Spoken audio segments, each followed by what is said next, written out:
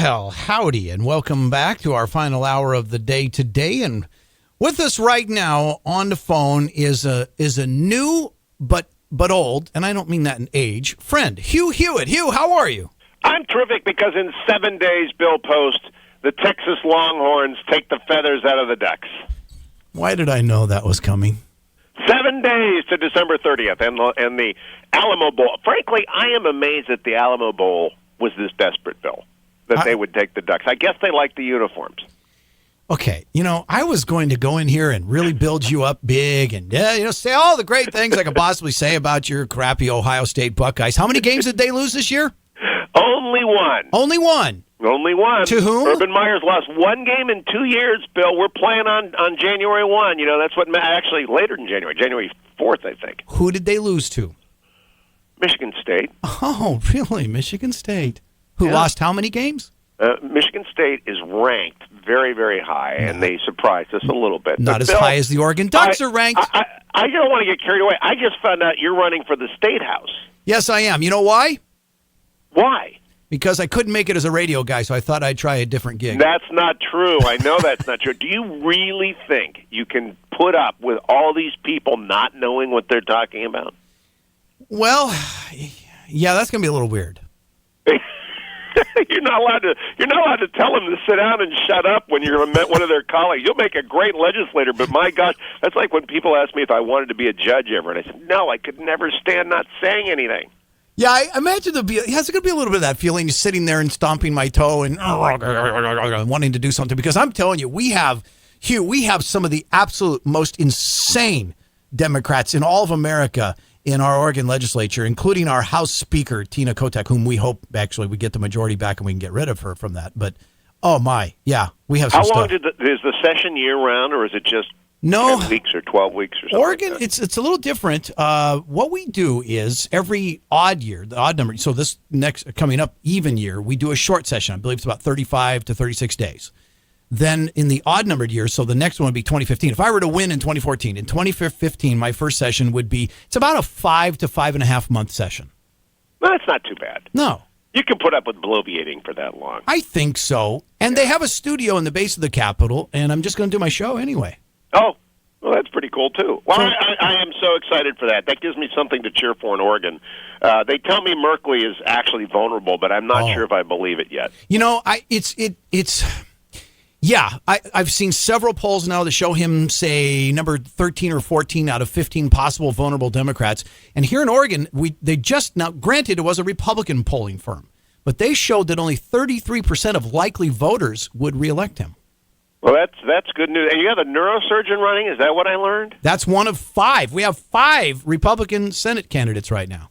Does Bill Post have a favorite yet? I don't do it in the primary. I try to give them all a fair shot. We get them all on the radio. Bill. We interview all of them. I'll get dirty. So your KYKN listeners are going to hear me figure out who the best one is, and then they'll be hearing from me come the new year. Well, I think I know who the best one is, but I try to be fair. I try to get them all 5 on the air, and I give them all an equal shot, and I let the listeners decide. That's very little duckish of you, but I'm not that way. I just go right out there and pick the winner. Even in the primary, huh?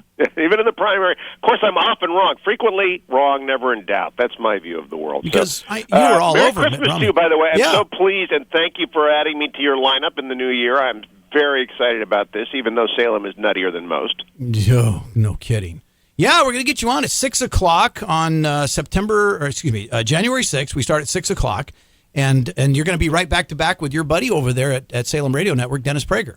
That is going to be very, very exciting. And I'm just curious, though, in the Salem network of people up there, who is your craziest caller? Who do I have to look out for? Justin, what do you think? Who's the crazy? I mean, we don't want to get him in trouble, but Justin answers the calls. Who would you say is the craziest caller we have? The craziest caller we have? Somebody he should worry about. Hugh should worry about. Yeah, you don't really want to put them on the air too much. There's a lot of them. They're pretty much all crazy.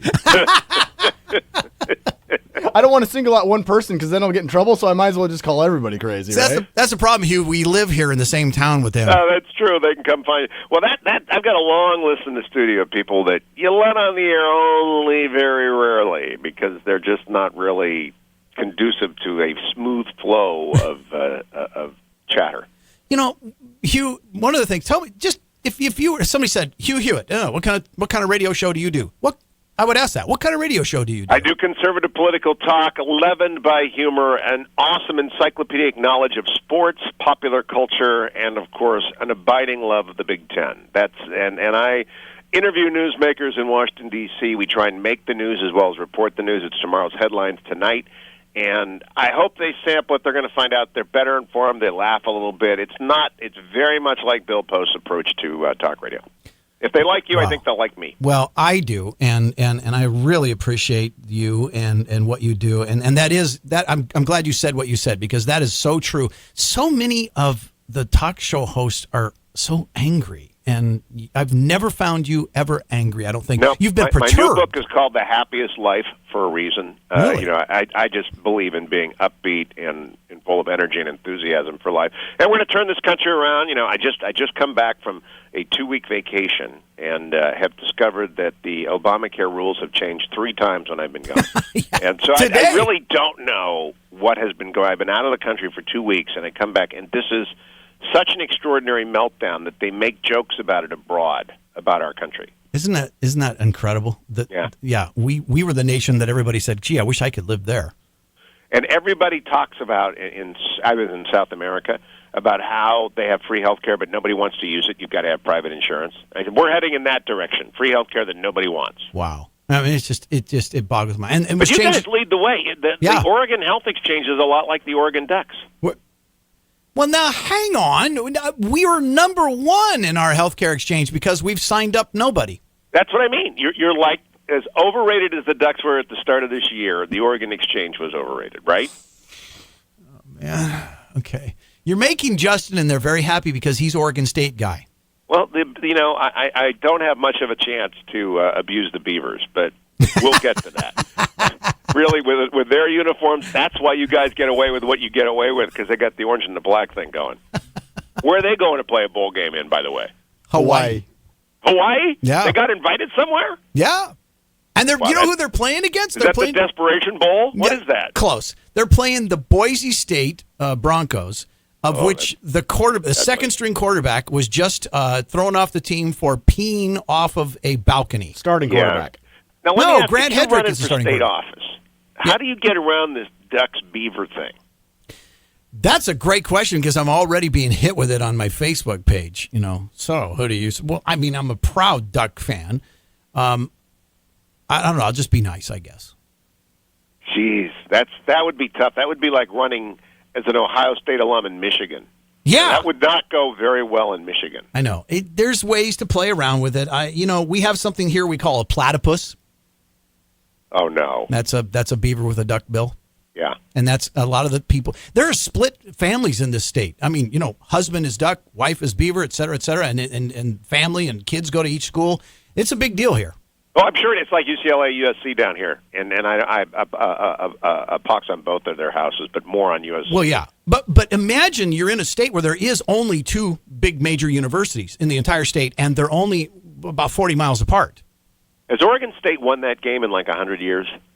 What's it? 7 years? 7 years? 6 years straight. 6 years straight. Okay. Oregon's won it. I'm sorry, Justin. Thanks, you.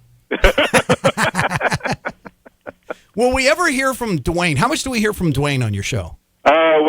Whenever he is in a feisty mood, and much like Justin's participation in this segment, that is Dwayne's life on the Hugh Hewitt Show. He pops in on occasion to let us know that he's in there, not working at that moment. I like it. All right, so January 6th, it's Hugh Hewitt right here on 1430 KYKN. Hugh, I want to wish you from the bottom of my heart a very Merry Christmas and a very Happy New Year, and I can't wait to talk to you again next year. To you and yours and Justin and everyone out there, Ducks and Beavers alike, Merry Christmas. You bet. You take care. Bill. All right. Hugh Hewitt joining the lineup of 1430 KYKN on January 6th at 6 p.m. And there you go. If you're not familiar with the Hugh Hewitt Show, you just got a little taste of it.